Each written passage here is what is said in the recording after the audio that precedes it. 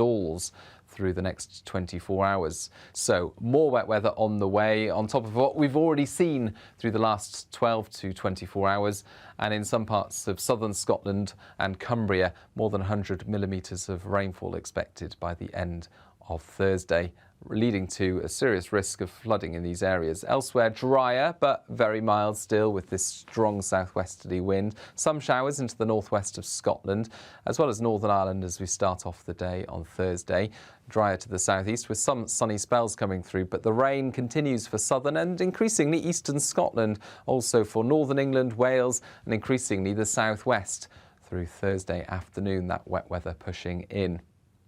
Another mild day to come, nevertheless, and later Thursday, the focus for the heaviest rain increasingly across Wales and the southwest, particularly over the higher ground where, again, there could be some disruption and some localised flooding by the end of Friday. On Friday, a wet start to the day with areas of rain or showers across much of the west of the UK, but Northern Ireland starts off bright with some sunshine first thing. Also, bright skies for East Anglia and the southeast as we begin Friday.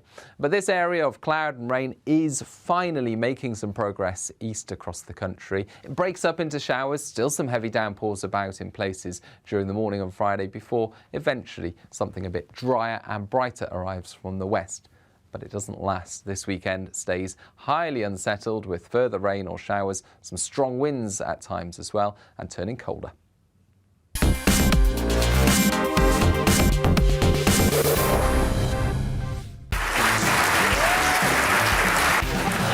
My name is Andrew Doyle. Join me every Sunday evening at 7 p.m. for Free Speech Nation. This is a show where we address current affairs and news stories of the week with the help of two wonderful comedian panellists. I brought in comics because I want to give it a lighter edge, and also they work for less. See you there.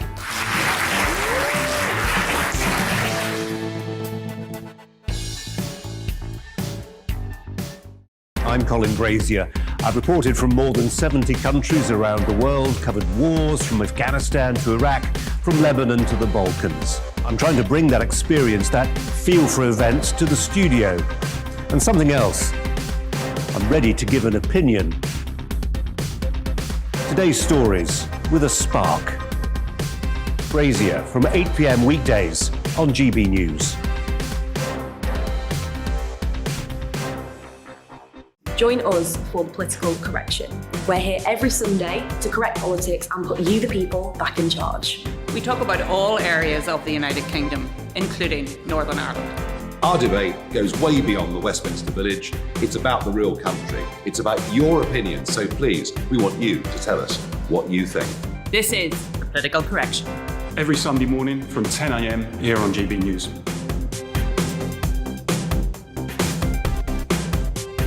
Hi, I'm Patrick Christie's. And I'm Mercy Moroki. And we're hosting a show right here on GB News, 9:30am till 12pm, every single weekday, called to the point. We're going to be talking about all the big issues that matter to you at home in Britain. Absolutely, whether it's holding politicians to account, discussing what's taking place in the channel, banging on about law and order, we're not afraid to do the absolute lot of it. Yes, and if you're thinking it, you can guarantee that we'll be saying it. Make sure you're here 9:30am till 12pm, every single weekday, right here on GB News, for To The Point.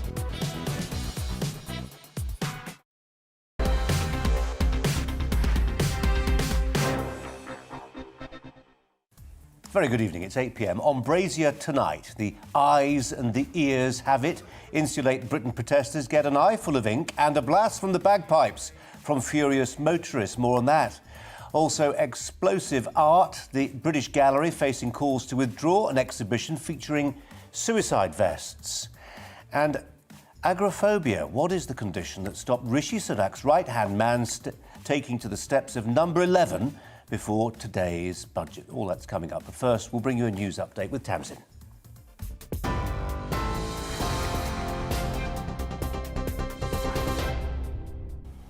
I'm Tamsin Roberts. Here are the latest headlines. The Chancellor has unveiled his spending plans for a new, stronger post-COVID economy, but acknowledged inflation is likely to rise further. Rishi Sunak announced that total spending will rise by £150 billion, claiming it's the largest increase in government spending this century. So what are the changes? An overhaul to alcohol duty with the planned tax increase on spirits cancelled from tonight. He's also committed £24 billion for housing, with nearly half of this going towards new affordable homes, while £1.7 billion will go to infrastructure. The planned fuel duty rise will be cancelled, and the universal credit taper rate will be cut by 8%. Whilst today's budget delivers historically high levels of public spending, its success will be measured not by the billions we spend, but by the outcomes we achieve and the difference we make to people's lives. The budgets are set, the plans are in place, the task is clear. Now we must deliver, because this isn't the government's money, it's taxpayers' money. Labour has criticised today's measures, saying there's no coherent plan and that it does nothing to address what it calls the cost of living and climate crisis. The Labour leader, Sir Keir Starmer, gave his verdict of the budget in a video from home after testing positive for COVID-19. He praised his colleagues for responding on his behalf. But wasn't Ed Miliband at PMQs and Rachel Reeves in the budget response just brilliant? Both of them stepped up at short notice, very short notice, to absolutely call out the government for their failure on the climate crisis and to hammer the Chancellor on his smoke and mirror budget, which does nothing for working people and nothing about the cost of living crisis. Prosecutors investigating the death of a cinematographer on the set of the movie Rust have said a lead projectile has been recovered. Helena Hutchins died last week after being accidentally shot by the actor Alec Baldwin while filming in New Mexico. Director Joel Souza was also injured but is now recovering after leaving hospital. The Santa Fe County Sheriff says investigations are ongoing. A climate protester dressed in a Boris Johnson costume has set fire to a prop boat outside the COP26 venue in Glasgow. The stunt was organised by Ocean Rebellion, an offshoot of climate change activist group Extinction Rebellion, in protest against fossil fuels. Well, you're up to date now. It's back to Brazier.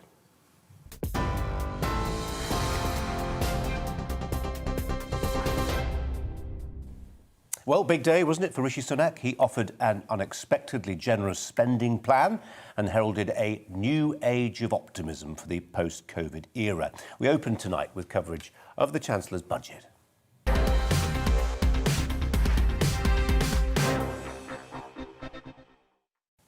Well, the jokes fell a little bit flat, but Rishi Sunak's budget was a hit with the Tory backbenchers. They waved their order papers and cheered after a 70-minute-long speech in which, unusually for a Chancellor, he reminded everyone that the cash that he was splashing belonged to you, the taxpayer, not the government. His projections were interesting, lower unemployment but higher inflation than anticipated, but overall more of that taxpayers' money to play with than many expected. It's allowed him to pledge extra cash for schools and business rate cuts, especially in hospitality, as well as a freeze in fuel duty. Much of today's budget, the increase to the national living wage, for instance, and the end to the public sector pay freeze, was not news. The Treasury leaked it to the papers in the run-up to today, but politically it did no harm to the cause of those who believe that should Boris stumble, Rishi Sunak should be the next Conservative Prime Minister. Well, in a moment we'll talk about the lifeline thrown by the Treasury to those struggling pubs and the hospitality sector today. But we begin with the levelling up agenda. What do those Red Wall MPs make of some of the causes backed by the Chancellor this afternoon? Not least the restoration of the full foreign aid budget from 2024. Joining me now, Scott Benton, the Conservative MP for Blackpool South and a member of the Northern Research Group. It promotes the interests of the so-called Red Wall seats in the Conservative Party, often up north. Scott, thanks for coming in. Appreciate it. What did you make of the speech? What was it like being there? Pleasure, thank you, and welcome in for joining me this evening. And the budget was absolutely great. We've got the public finances back in order. There's support in there for hard-working families and constituencies such as mine as well. Unprecedented investment as well in public services and crucial money to level up constituencies in the Red Wall such as Blackpool South. So very well received budget. I agreed with 99% of it. Ironically, the part I didn't agree with was international aid, which you've already alluded to. Well, OK, let's more than allude to it. Let's talk about what it actually means. I mean, it's 0.7% of GDP. Will be back up to where we were by 2024. That's the intention. That amounts in today's money at about £15 billion.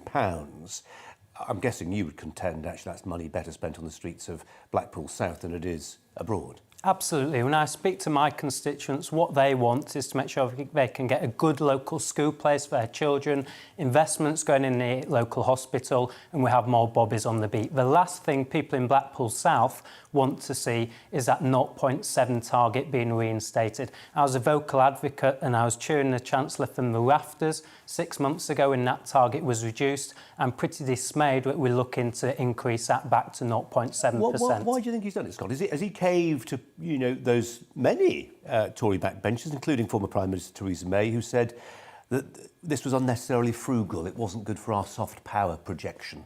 Well, completely disregard those suggestions by some Conservative colleagues. I think this smacks into sometimes the wrong priorities Conservative MPs have, and I think sometimes they should listen to their constituents a bit more rather than having lofty ideas on Britain's soft power around the world and what we're expected to do. I can honestly say 80% of my constituents would want the international aid budget to be lower, and my job to represent them in Parliament is to advocate that as well. OK, well, we've ended up focusing on the 1% of the budget you didn't like. Let's talk about the 9% of the budget you did like.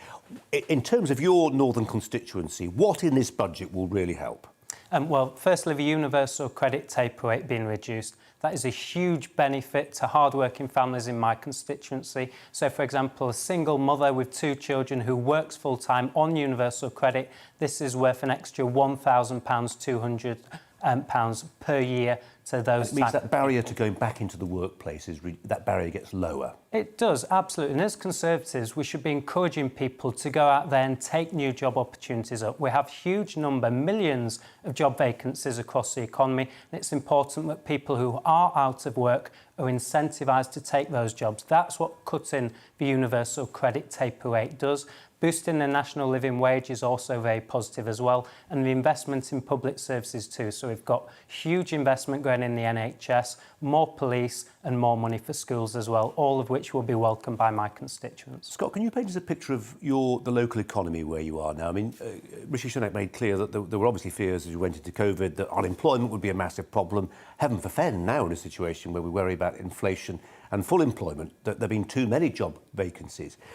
When I think about Blackpool, my trips there as a child, Golden Mile, all the rest of it, lots and lots of pubs, lots and lots of hospitality. Absolutely. How much is what's happened and we're going to be talking about this in just a second with somebody from the pub trade, how much is this process of simplification of alcohol taxation and the extra help through business rates for hospitality, what difference will that actually make? It'll make a huge difference. Throughout the pandemic, the government gave £400 billion to support businesses and people's jobs. Without that support, I think it's clear we would have seen a catastrophic impact on unemployment rates, on the economy as well. My constituency still has the highest unemployment rate of nearly any constituency in England, so I was particularly acute of the effects of the government's support packages for businesses as well. But there's huge support announced today for tourism businesses in Blackpool. You've alluded to the 50% reduction in business rates for hospitality businesses, 3p off a pint of beer as well. So there's lots in there for the leisure and tourism industry, which will benefit tourism-based economies such as Blackpool. You know, Scott, it's still an amazing thought, isn't it, that there you are representing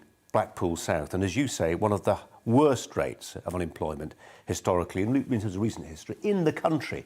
You're a Tory man representing that seat. It's amazing.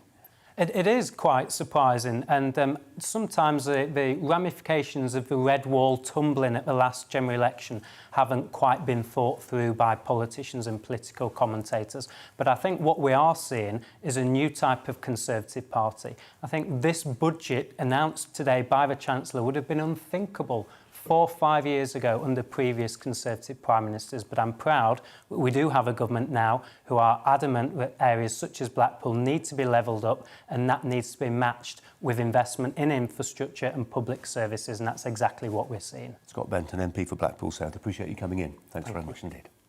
Well, for those of us who believe in the pub as a community hub, today's budget was a tonic. There was simplification, just mentioned it there, of alcohol duty. It means punters will pay less for beer and cider and sparkling wines. Planned increases in the duty on booze also cancelled, and there was help on business rates. It's a measure of how this was more than just a presentational gimmick when shares in pub chains leapt on this budget news. Joining me now, Gary Murphy, Director at the Campaign for Pubs. Gary, welcome to you. Hello, Colin. Hi to you. Welcome to the show, and thanks for your time this evening. Do appreciate it. Well, did you watch the budget? Were you cheering from the rafters? Yes, I watched it, but I certainly wasn't cheering from the rafters, Colin. I represent small business owners in pubs and in breweries, and this budget didn't deliver a lot for us at all. I'm not surprised that share prices went up for the big companies who benefit greatly from the duty cut, which goes direct to them, and may not necessarily be passed on to individual publicans, and is not as of great value to small breweries. Because there is a limit on where it kicks in, depending on the size of beer container. And most smaller companies produce their beer in containers that are below that limit, so they won't benefit at all. Oh, the devil is always in that detail. The devil's always, yes. Or in the size of the keg in this particular case. What about the help with business rates? I mean, that's been a familiar lament. I mean, not just from the hospitality sector, but across retail, actually, the high street generally. That helps, no? Of course, any help is useful, Colin, but we have to put it in perspective. Pubs have only been open properly for 3 months during the whole of 2021. We've built up huge debts as individuals and small companies, which we're now paying back. We're under the constant threat of Plan B, which will inevitably affect trade, we've also seen considerable wage increases. We've seen a national insurance increase. We're seeing huge increases in utilities. Business rates, the reduction that was announced doesn't kick into next April. So we've still got an incredibly difficult uphill struggle. And I don't think customers of most pubs will be seeing a reduction. I think they'll actually be seeing an increase in prices because of everything else significantly outweighs the little bits that the Chancellor has given us. Leaving the little bits aside, I mean, there's Rishi Sunak, Boris Johnson pictured behind the bar. They'll know, won't they? You'd hope they'd know that something like 30 pubs a day are still closing, not least for the reasons you've just articulated there around the economics of running a pub. But listening to the language of Rishi Sunak, I note he's a teetotaler, by the way, but there was a sort of conviction there, a very pro-pub conviction that this is a government that seems to recognise, as I said in my introduction, that the pub's important in a community. It's a community hub. It's a school for learning how to drink sometimes. It's where a decent landlord tells you how to behave and all the rest of it. That message has got through even if necessarily the policies that would help you most haven't. Well, we hear a lot of rhetoric from politicians, don't we? That rhetoric is not very useful if it doesn't carry through into policy. And I certainly think that is the case here. We need to be doing much more for small businesses and individual business owners and breweries, small breweries. And the way to do that is probably through VAT. And a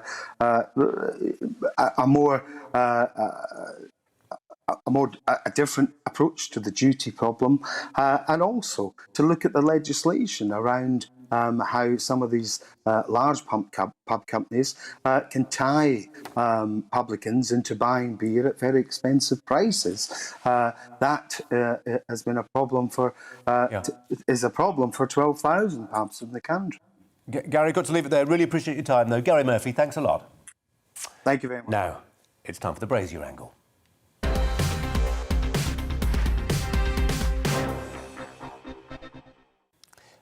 Pains me to say it, but Insulate Britain are the most successful direct action group of modern times.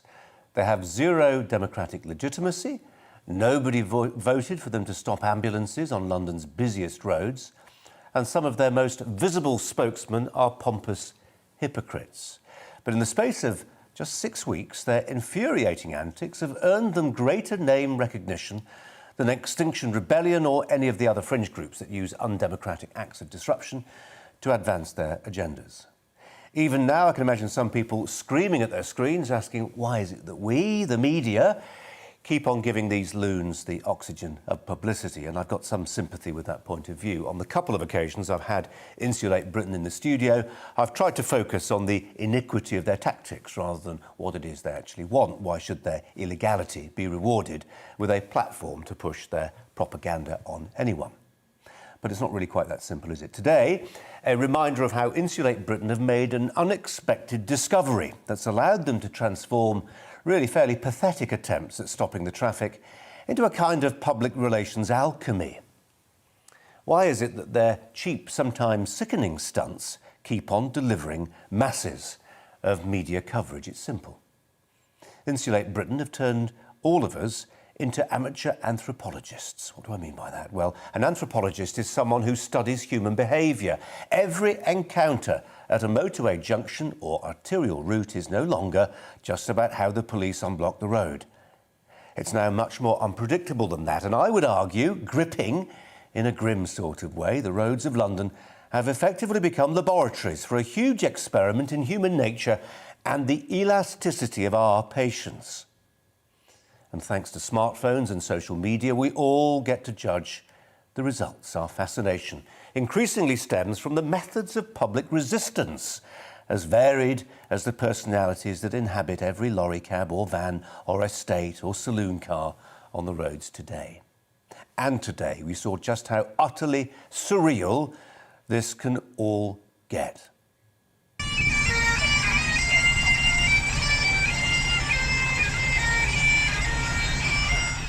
One motorist, that motorist, leapt from his vehicle with his bagpipes and proceeded to play very loudly until that happened, within close earshot of activists. It won't be lost on anyone that the police, who'd failed to remove the demonstrators, did object to the din made by Bagpipe Man and moved him on. Insulate Britain, well, they applauded that. Did you see that? They applauded as he was led away. They approve of direct action so long as it's their direct action, not anybody else's.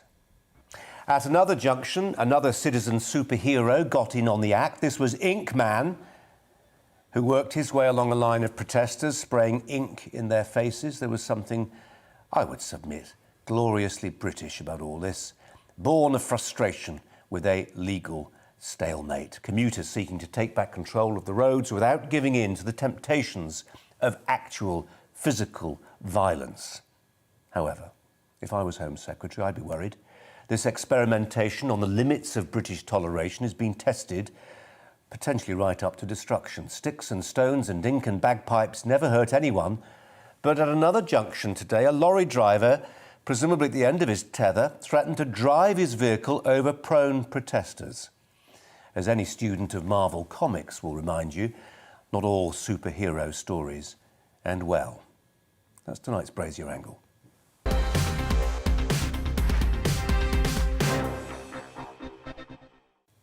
Well, let's turn to our Home and Security editor, Mark White, to reflect on some of this. Mark, hi to you. 6 weeks. 6 weeks it's taken for Insulate Britain to build a profile, I would argue, in the time they've had like no other. Yes, I think we're all guilty of having allowed ourselves to be manipulated by a very clever group of activists here, and lots of people trying to chin stroke and wondering what on earth could be the objective of a group that at the end of the day wants to cause such disruption and seemingly alienate an awful lot of people. Well, it's very simple. They wanted to get publicity, to raise their profile, and they have done that in spectacular form. Once again today, there were news releases put out by this organisation yesterday suggesting that they were going to have some kind of big action on the M25 today. News organisations were up, even some had their news helicopters up, filming this today, and of course there was some action on the A40 and then at Dartford, but nothing that had been alluded to by the group, but job done for them, because once again they were right at the top of the news agenda. And as you say, 6 weeks and they are already far better known in Extinction Rebellion, where everybody knows the name Insulate Britain and the potential disruption that they can cause. Mark, can we ignore them? Well, the trouble with ignoring them is it's very tempting, but then of course you get accused of trying to manipulate and censor the news. And of course people are very suspicious of news organisations at the best of time, especially if news organisations were to agree perhaps that they are not conducive to the public good. Who are we to suggest that? But if we did and decided not to cover them, we would be, I think rightly, accused of censorship. However, you know, there is a news merit and value in, of course, covering the news when they are being so disruptive. But I think, as you mentioned in your monologue there, it is very important that people should sit up and take notice of what is happening here, and that is that patience is running out very rapidly now among members of the public, and it will be only a matter of time before something very significant and serious happens. We've already seen it in recent days with a mother exasperated, I should say, by what was going on, and decided to nudge her vehicle forward. I've seen white vans and other vehicles mounting the pavement or the central reservation to get round them.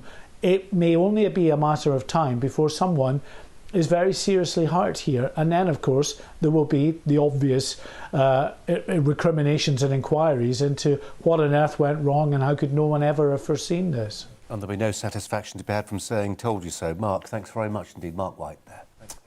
After the break, we speak to the professor who exposed academia, arguably for what it sometimes really is, Peter Boghossian.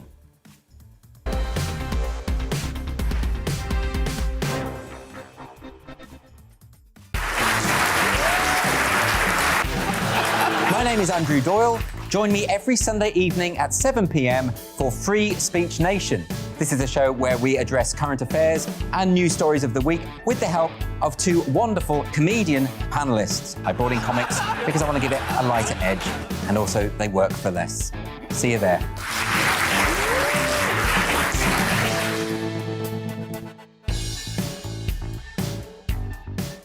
I'm Colin Brazier. I've reported from more than 70 countries around the world, covered wars from Afghanistan to Iraq, from Lebanon to the Balkans. I'm trying to bring that experience, that feel for events, to the studio. And something else. I'm ready to give an opinion. Today's stories with a spark. Brazier from 8 p.m. weekdays on GB News. Join us for Political Correction. We're here every Sunday to correct politics and put you, the people, back in charge. We talk about all areas of the United Kingdom, including Northern Ireland. Our debate goes way beyond the Westminster Village. It's about the real country. It's about your opinion. So please, we want you to tell us what you think. This is Political Correction. Every Sunday morning from 10 a.m. here on GB News.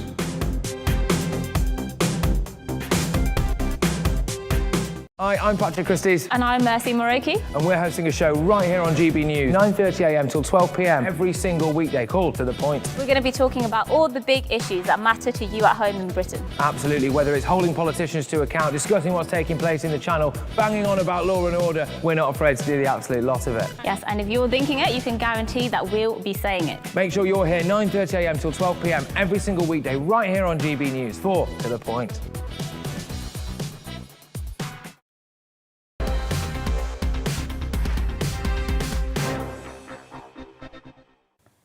Now, when someone leaves a university, it's not normally headline news, but when Professor Peter Boghossian resigned last month, there were howls of outrage from everyone from Piers Morgan to our own Andrew Doyle. Professor Boghossian was the academic who showed up, you could argue, academia for what it was. He and a couple of colleagues, for instance, got papers published in respected journals to prove just what, well, hogwash they'll take seriously so long as the fake theories are wrapped in buzzwords and incomprehensible jargon.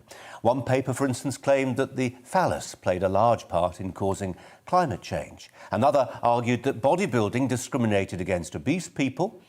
A submission about feminist spirituality was actually written by an algorithm. Another double peer-reviewed paper, in other words, a theory that was pored over by two separate academics, was actually a chapter plagiarised from Mein Kampf. The paper, published in Gender, Place and Culture, claimed that a rising incidence of canine rape in parks was a result of sexism shown towards female dogs. The author suggested remedies, including asking men to wear a leash. All of this was done to show the world how the currency of academia had been debased and devalued. It caused a lot of red faces, as it ought to have done, but then came a backlash. Professor Boghossian's office door was daubed with swastikas and excrement. He was spat at and threatened on campus. Flyers appeared depicting him as Pinocchio. His lectures were sabotaged. Wires were pulled out of PA systems. Fire alarms set off. An anonymous complainant denounced him as a wife and child beater, allegations which were quickly repudiated, but not before they started up the rumour mill. Boghossian was charged with, quote, research misconduct, an Orwellian phrase, if ever there was. In his resignation letter to Portland State University, he said, our purpose was to show that certain kinds of scholarship are based not on finding truth, but on advancing social grievances. Well, I'm delighted to say that Professor Boghossian joins me now. Peter, thanks so much for your time. Do appreciate it. Just to be clear, well, it's a pleasure. Just to make clear, a lot of that stuff about the bogus papers was 2 or 3 years ago now, and that's not the immediate or proximate reason why you resigned. That's got more to do with the climate that you were trying to teach in, which saw people just reluctant to listen to what you had to say, and be challenged by some of it. And not only what I had to say, what each other had to say. The climate had become increasingly intolerant. They had culled any type of intellectual diversity out of the system, and I couldn't maintain my integrity and teach there any longer. You called it a social justice factory, a dogma factory. What did you mean by that?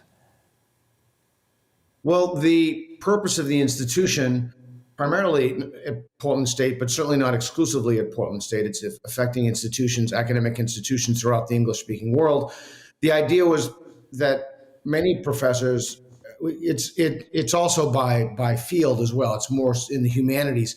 Look at the university as a kind of indoctrination center, as an ideology mill, where they want their students to hold certain beliefs. They know what the moral truth is, and anything else, any other beliefs, not only will they not give them countenance, but if you hold them, you're a bad person. And that was the dominating ethos, and it's deeply disturbing. Can you point, Peter, to any moments when it suddenly lurched, suddenly got worse, or is it, as I suppose we'd expect it to be, more of a gradual process? How has it happened? That's a great question, and it's a vital question. One of the first things that happened is that colleges of education. So in this country, if one wants to teach in the K through 12 educational system, one needs a teaching certificate. And the way that you get a teaching certificate is through colleges of education. Almost all, if not all, of the colleges of education are now woke. They participate in an identical ideology. So they give will-be teachers credentials to teach kids in the system, who then basically indoctrinate people our children into a certain worldview. So that's really the nucleation point. The nucleation point, the center of the whole thing, is colleges of education. And then from that, you get basically anything with the word studies in it. Gender studies, women's studies, black studies, etc. And just to give you to give our viewers an indication of how this is sort of thought policed, what the methodology is that keeps people in line, the sort of, I mean, just how through the looking glass this stuff is. You were accused of numerous, I imagine, microaggressions. Your response, not unreasonably to that, was, tell me about what those microaggressions are. You were then told, correct. Well, the moment you ask what the microaggressions are, you're committing a microaggression. I mean, this is the stuff of catch-22. Yeah, it's called a Kafka trap. It's also what you find in Robin DiAngelo's White Fragility. I mean, it's so idiotic. I mean, that's the other thing. We have individuals hell-bent on ripping down the society, tearing down statues, assaulting police officers, destroying storefronts for what? So the Robin DiAngelo idea is that, I mean, it really is like people on at junior high school, 10-year-olds do to each other. You're a racist. No, I'm not. That's evidence. Your denial of your racism is evidence of your racism. It was the similar phenomenon with microaggressions. Someone would accuse me of microaggression. I would ask them what the microaggression was. They would tell me that that's a microaggression. I would ask them for evidence of the whole concept of microaggressions. And by the way, there's evidence against the concept of microaggressions. Scott Lilienfeld has a paper in 2017, Microaggressions, Strong Claims, Inadequate Evidence. But they've constructed a framework along with the cudgel that they use to call everybody a racist who disagrees with them. There's been some really interesting new studies that have come out recently that trigger warnings, not only do trigger warnings, those are the warnings that professors allegedly, or people, they still believe, ought to give if there's going to be material that could trigger or some students could find deeply offensive before their class. There's been 17 studies actually have shown that not only is there no evidence for those, but when a professor does give a trigger warning to students, he's actually making their situation worse. They're kind of almost indoctrinating them into a way of fragility of the way that they look at themselves as weak and impotent.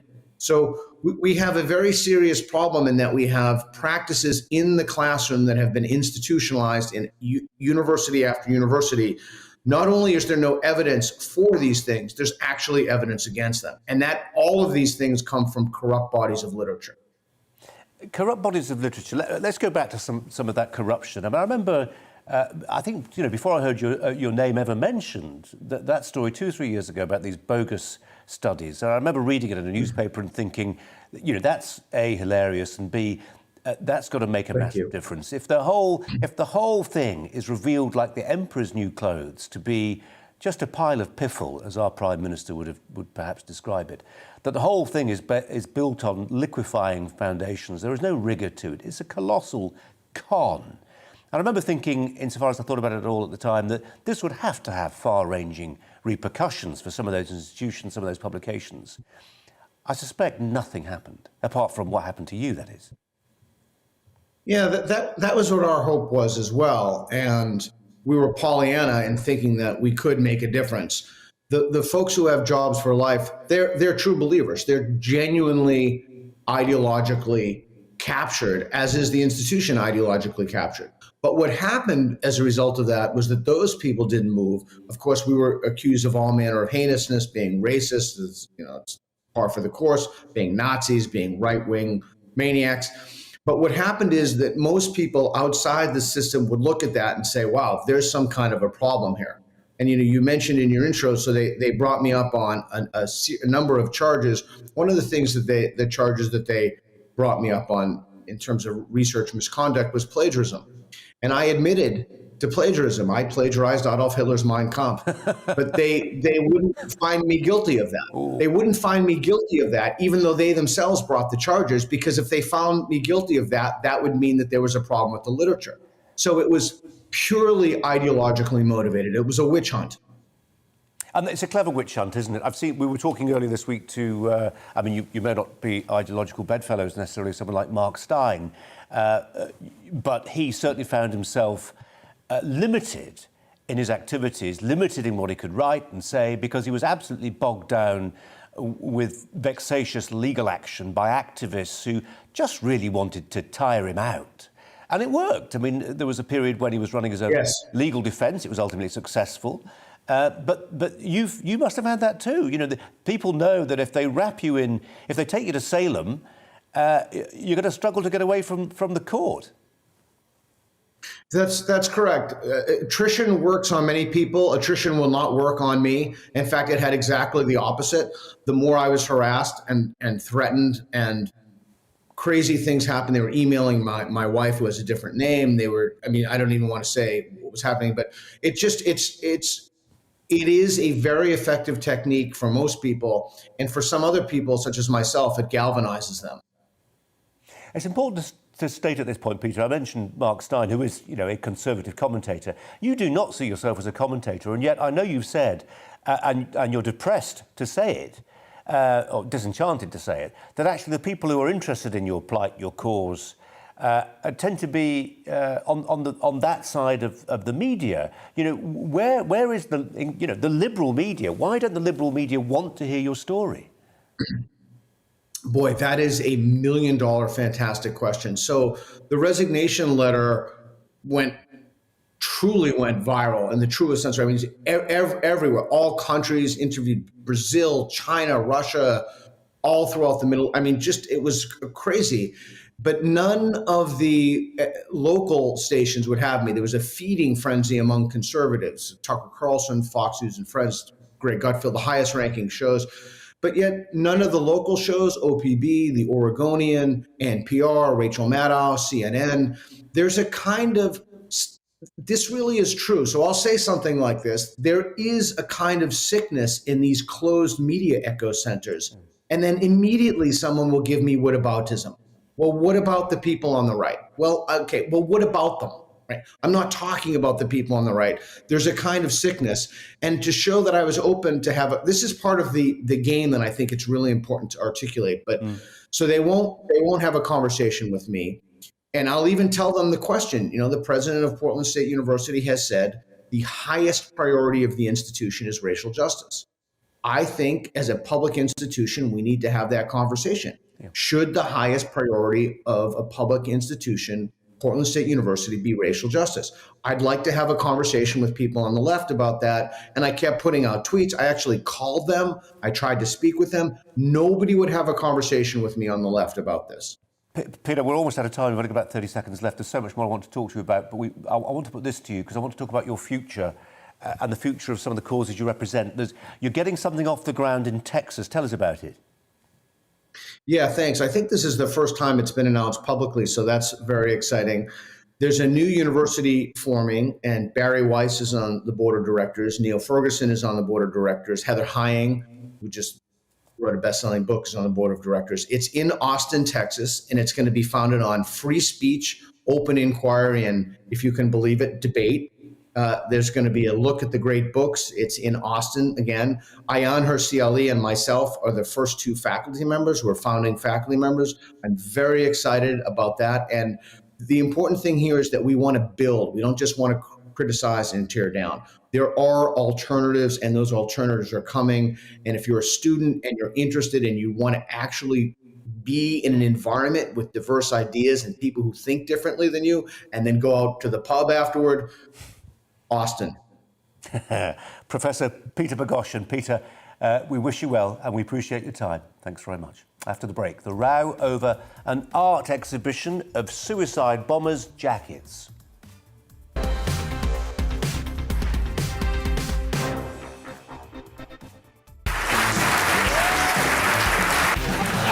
My name is Andrew Doyle.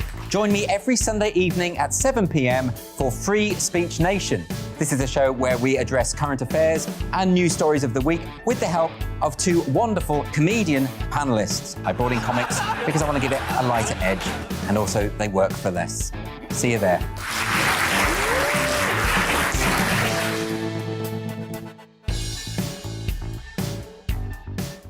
I'm Colin Brazier. I've reported from more than 70 countries around the world, covered wars from Afghanistan to Iraq, from Lebanon to the Balkans. I'm trying to bring that experience, that feel for events, to the studio. And something else. I'm ready to give an opinion. Today's stories with a spark. Brazier from 8 p.m. weekdays on GB News. Join us for Political Correction. We're here every Sunday to correct politics and put you, the people, back in charge. We talk about all areas of the United Kingdom, including Northern Ireland. Our debate goes way beyond the Westminster Village. It's about the real country. It's about your opinion. So please, we want you to tell us what you think. This is Political Correction. Every Sunday morning from 10 a.m. here on GB News.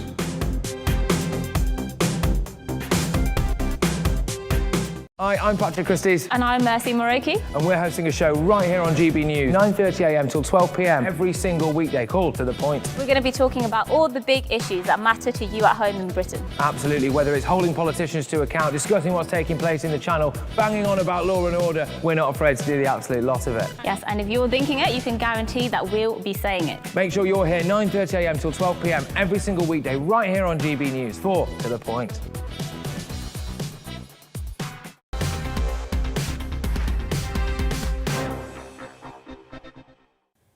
Just before the break, really interesting discussion with Peter Boghossian, Professor Peter Boghossian, American lecturer who resigned, well, in a way that really ricocheted all around the world. People were writing about it, from Piers Morgan to our own Andrew Doyle, the host of Free Speech Nation, who was listening to that interview and is here alongside me in the studio. We're going to be talking about other things, but just to pick up on that interview with Peter Boghossian, he says that actually, if you can't defeat the system, you just need to create, I'm putting this in my words, you have to create your own system. If universities no longer work for people, if academia is so stilted and stifling, go off and create your own institution. I think he may have a point. I mean, it says something, doesn't it, when someone of that calibre can't work at a university and has to be part of creating a new one.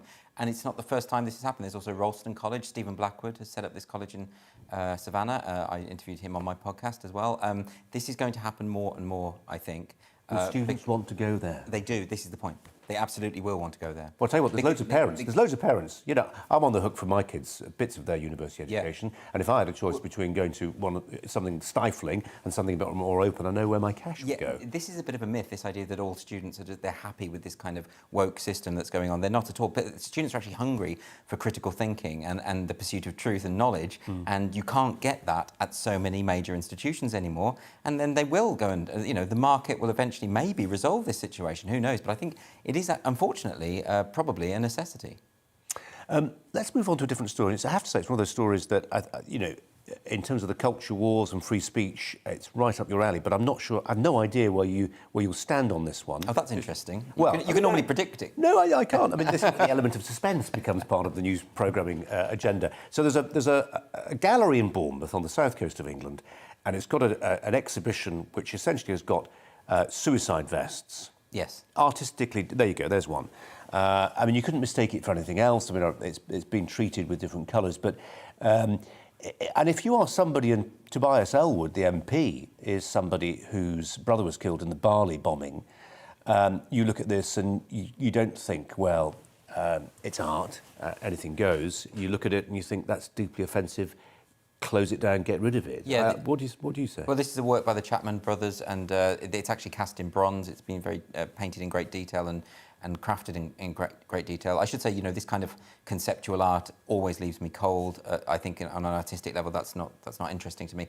You're not here as an art critic. I'm not, but I'm just laying that foundation first. But that actually is irrelevant to the point, and the point is really artistic freedom.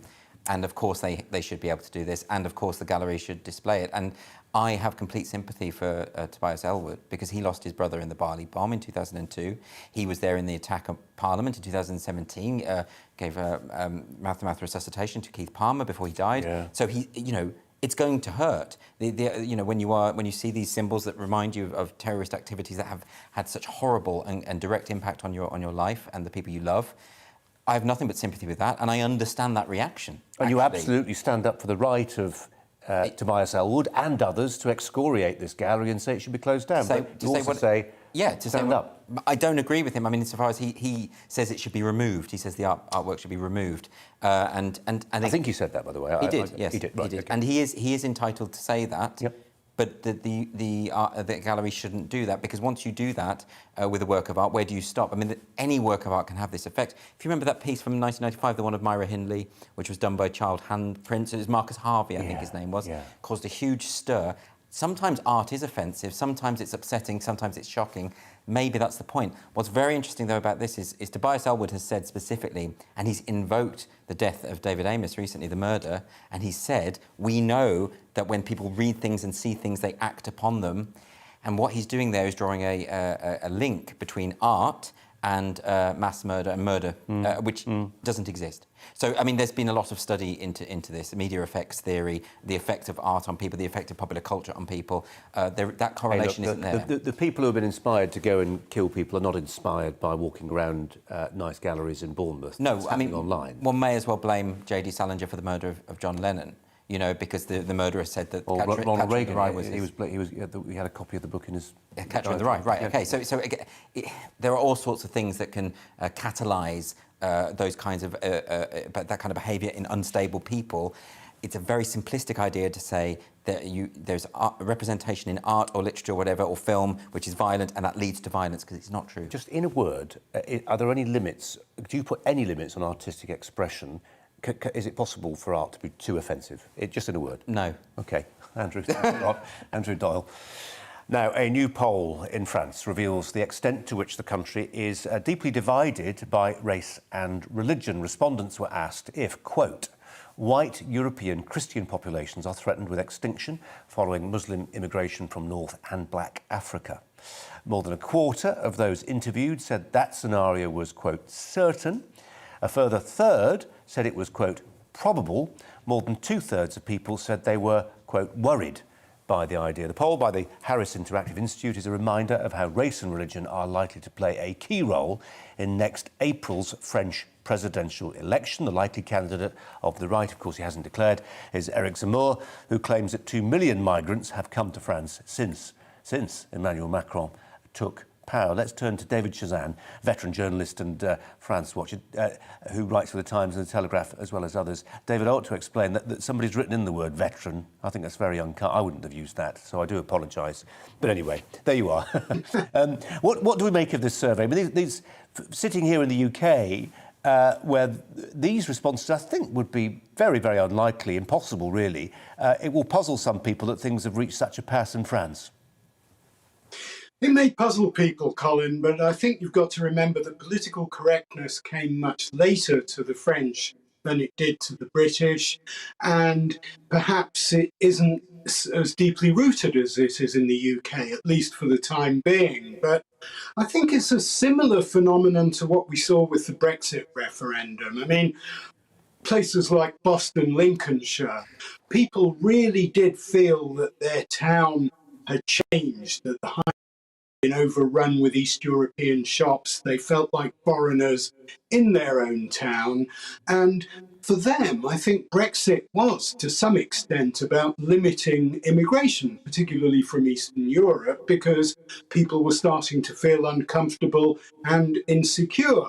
And I think what this poll in France is telling us is there's a very large number of people, perhaps larger than most of us thought, who feel uncomfortable with the sheer numbers of immigrants living in France and the fact that their culture is often quite different, particularly those who are Muslim. And Eric Zemmour, who may well be one of the right-wing candidates at the next election, he's seen as a far-right figure, is very keen to play on those fears, if you like, to try to tell people that if he's elected, he would completely stop immigration. He would deport tens of thousands of immigrants who are already in France and try to give people's communities back to them. But if you look at the numbers of immigrants in France, I know I don't want to go into too much detail, but demographers dismiss the notion of what Eric Zemmour calls the Great Replacement, the notion that white Christian culture will somehow be replaced by Muslim, Arab or African culture. Because if present trends do continue, according to demographers, immigrants and people whose parents both immigrated to France will account for only 22.5% of the population in 2100. So that's very far from Zemmour's warnings that France can end up as an Islamist republic. I suppose we're reaching the point, really, David, where we can ask this question because he's on about 17-18% in the polls. You can see a way through for him to head-to-head with Emmanuel Macron. So it's not an unreasonable question, I think, now to start putting to people like you. What would happen if he won? What would happen if Eric Zemmour became president of the French Republic? Well, it would be very interesting to see how many of his promises regarding immigration he could actually deliver on. I think he would have an extremely uncomfortable relationship with the European Union. He is not calling for France to leave the EU, but he is definitely a Eurosceptic. He went to Hungary recently and cozied up to Viktor Orban there. And he's clearly someone who feels that there should be a nationalist populist alliance in France. But one of his problems before he can get to that second round is the more traditional, if you like, far-right leader Marine Le Pen, because the most recent polls still show that she is slightly ahead of him.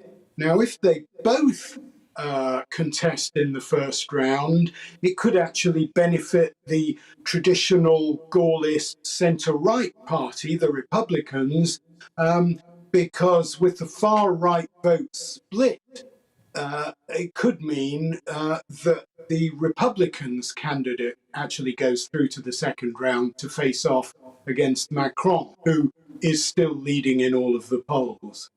David Chazan, got to leave it there, but really appreciate your time this evening. Thanks a lot. Well, of all the budget stories that caught the eye today, one of them, you could argue, stood out. It had nothing to do with economics. It concerned the Chief Secretary to the Treasury, Simon Clarke, about whom the public know fairly little, other than that he's the MP for Middlesbrough South and 6 feet 5 inches tall. A few wags in Westminster suggested his height was one of the reasons he'd been parachuted by Boris Johnson into a top ministerial job at the Treasury, so he could loom over the Chancellor, who's almost a foot shorter than him. But today, we learned something else. On the day we expected to see Mr. Clarke join the Chancellor for that famous photograph of the number 11 team, he tweeted this: "Really looking forward to explaining the budget and spending review alongside the Chancellor. I won't be outside for the photos in Downing Street as I live with agoraphobia, which prevents me being comfortable in some open spaces." Well, let's discuss this in the company of the psychologist Jo Hemmings. Jo, how very nice to talk to you and appreciate your time this evening. Thanks a lot. Agoraphobia, what is it? Well, it's a fear of open spaces. So it's a fear of being out somewhere where you might feel panicky and you don't feel comfortable. And the truth is, you would never want to dismiss anyone who says they have agoraphobia. But Simon Clarke has been seen out and about with Rishi Sunak a number of times. But, you know, if he felt uncomfortable, clearly, as we can see the picture inside Downing Street, he feels all right. And there he is outside. But perhaps, you know, sometimes it can impact on your anxiety in other ways, and perhaps he didn't feel right doing that. But we don't really want to get into the territory of saying, you know, what type of conditions disqualify somebody from high public office or representative politics. But, I mean, just on a practical level, you know, this is somebody whose job requires him to, you know, perform, make speeches in front of large gatherings of people. You'd think the one, you know, often in enclosed spaces, which is often a part I read of the problem that somebody who's got agoraphobia has. And it's, in a sense, it's surprising he's got this far. Well, he's got a fear of open spaces, of course, not claustrophobia, which is enclosed spaces. I mean, there's also something to be said. Look, let's clear it up here. Rishi Sunak is a slick PR man. Every image of him, from the one yesterday in his loungewear and his sliders and socks, you know, have been commented on. He ensures, you know, he's a small man. He's 5'6". He wears quite short trousers, which is usually something a tall man wears, because it gives the impression they couldn't quite get the leg length that they wanted. So this is part of his image. He's literally the antithesis of Boris Johnson, who likes to look like a clown. That's his sort of PR image at most times. Rishi Sunak is one of the few politicians who really curates his own image. And there is a possibility, of course, that in that lineup outside Downing Street, he didn't want a 6'5" man standing close to him, because that's a really, it's a big height difference. And if he's going into the budget, he's presenting it, he's a powerful guy, he's in charge of the economy of the country, you don't want to be perceived as smaller than the rest of the people around you. 5'6" city slides. Joe Hemmings, really good to talk to you. Thanks ever so much. Thanks for your time. We were showing you those pictures, I think probably the pictures of the day, and the story they tell is just as interesting. From London today, the streets of London, Insulate Britain. They were at it again. This time, not for the first time, there was a fairly strong public reaction. What was unusual today was the form it took. They weren't being dragged away. One man went along a line of protesters spraying ink in their faces. Another man reached for his bagpipes and played as loudly as possible right next to them, right until the moment the police dragged him off. Darryl says Insulate Rebellion are a menace and all protesters should be locked up, but no one should have to endure bagpipes at close quarters. Lily, they should have removed the protesters. The police force are becoming soft. Let us know what your views are throughout the course of the rest of the night. Mark Dolan's next. Hello again. More wet weather, I'm afraid, in some parts of the UK, with the risk of flooding for parts of northern England and southern Scotland. Very mild across the board, with this southwesterly wind bringing subtropical humidity and a lot of moisture. And that moisture is being dumped across the hills of southern Scotland and northwest England as this weather front stalls through the next 24 hours. So more wet weather on the way, on top of what we've already seen through the last 12 to 24 hours, and in some parts of southern Scotland and Cumbria.